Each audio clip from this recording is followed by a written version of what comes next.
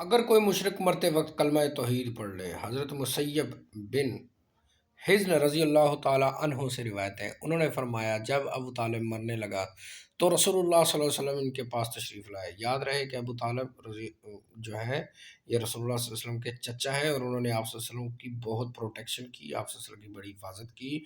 وہاں اس وقت ابو جہل، ہشام اور عبداللہ بن ابو امیہ بن مغیرہ بھی تھے۔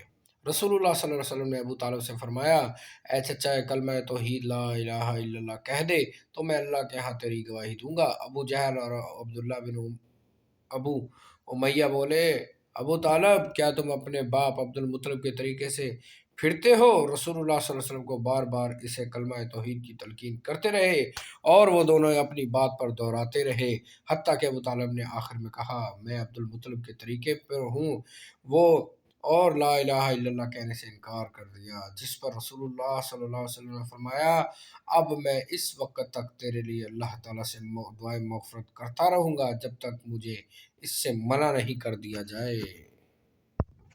اللہ تعالیٰ نے یہ آیت نازل فرمائی، نبی کے لیے جائز نہیں کہ وہ مشرکین کے لیے دعائیں مغفرت کرے، اگرچہ وہ قریبی رشتہ دار ہی کیوں نہ ہوں۔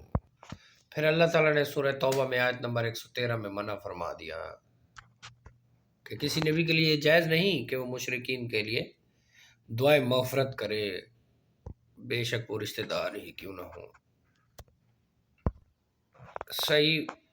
صحیح بخاری 1360، سورہ توبہ 1113 میں اللہ تعالیٰ نے فرمایا کہ نبی کے لیے یہ جائز نہیں کہ مشرکین کے لیے وہ دعائیں مغفرت کریں۔